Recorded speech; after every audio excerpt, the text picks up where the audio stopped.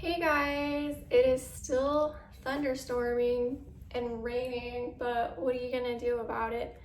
Anyways, today the topic that I wanted to discuss is the fact that little kids know about law of attraction and they know how to use it. And I think that is so fascinating because we're always told that law of attraction and using your imagination is something that God has given to us so that we could use it and that it's something that we're born with. But it really just clicked for me when I saw an example of how a little kid was using it. And then I realized that as little kids, we do have really vivid imaginations. Especially I did. I always had a really vivid imagination. But adults are the ones that are always telling us as little kids, they tell little kids like, oh, that's kind of weird. And then when we go into school, we're told like, you have to focus on math, you have to focus on this, like now it's time to do this, and they tell people like pay attention, like stop, daydreaming. But that's something that we naturally always knew how to do, especially me. I probably used to just go in my room as much as I could and I would just be by myself, and I would kind of do like escapism, I suppose, where I would have all my dolls and my stuffed animals, and I would have them play together, and I would pretend, that they were all like in a really happy family, and I would just visualize like how they felt about each other and the fun that they had together, how much like they really enjoyed being with each other. Like all my animals and my dolls were so loving to each other. I don't think we ever really had any fights unless I was playing dolls with another little kid and we just wanted to have some fun with them and like laugh at them. So we would create, one character that maybe she was just really prissy, and then this other character, like we would have them kind of maybe antagonize each other just for the fun of it. But in general, what I would always do would be try to create like a utopia for all my stuffed animals and dolls. And even my Barbie dolls, I would try to build like a perfect world for them and put everything in there that they needed. But anyways, that was just me as a kid with my vivid imagination. And then now as an adult, we're told to, imagine and visualize things. And a lot of adults find it hard because as a kid, they were told that it was silly or weird. But anyways, I wanted to go over this manifesting technique that I got from a law of attraction expert coach off of YouTube, but I didn't really understand it. I thought it was weird until I saw that a kid was doing it. So I think the way that the kid does it makes more sense because it's just very dreamlike and natural. So what you do is you go on your phone or just in your mind, and you create a virtual or imaginary partner if you want a relationship. And then you name this imaginary partner.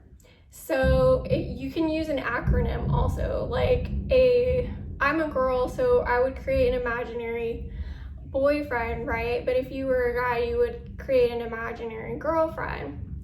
And it can be an acronym like pretend and dream or whatever, but you give them a name, and then you can send text messages to them. The way I set it up was I was sending text messages to myself, and visualizing that I'm sending it to this imaginary boyfriend. But what it does is that it helps you to visualize what that would look like if you were in a relationship and what that would feel like. And then if you feel lonely in the 3D world, you just go to the 4D world, the world of your imagination, and you think about all of those happy feelings, those ideal feelings. Like, what does it feel like to be in an ideal relationship? A lot of adults can't even imagine an ideal relationship, and then we wonder why it doesn't show up for us in the 3D world. But you have to be able to imagine it in the 4D world, and then it can show up for you in the 3D world exactly the way that you imagined it, because of your faith in God and your ability to create something in your mind that you want. How would you know the difference between what you want and you don't want if you can't visualize the ideal and know what that feels like, right? Because otherwise you would just be settling for whatever comes along if you can't visualize the ideal and stay true and hold on to that ideal and know that that ideal is coming, it's manifesting in the 3D world. So I'm filming this with my phone, so I can't actually show you my phone in the way that I did this, but basically I'm sending my pretend boyfriend imaginary text, and they say, you know, you're amazing. And they say, like, you know those little animated GIF memes or whatever? I think it's just like an animated GIF or GIF. So I pulled some of those up, and it was like, I just want to cuddle with you and talk to you, and it was really super cute. And so yeah, I'm just texting my imaginary boyfriend like, oh, you're amazing.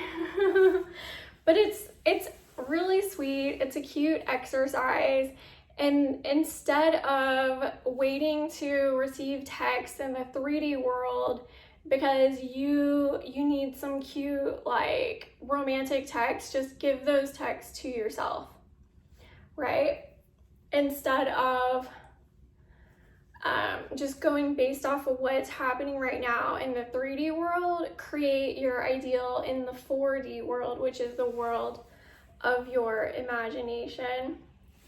And then the way that the quantum physics works is that we all have, I guess, a superimposed or another dimension of possibilities.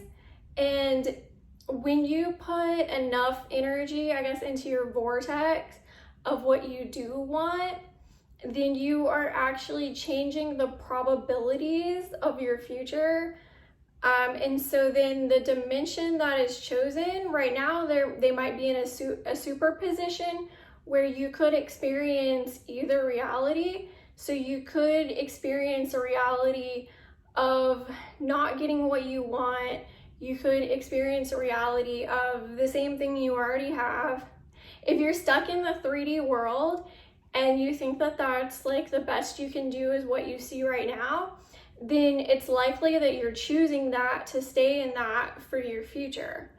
And then because you're the one that has the power to select, and when you use your mind and you visualize the ideal, God gave you those faculties, that power of visualization. Even kids have it. So you use that to create the ideal, and then it's more likely that in the future you're going to bring down that reality as opposed to the other realities, the realities of doubt, the reality of just believing in what you already see.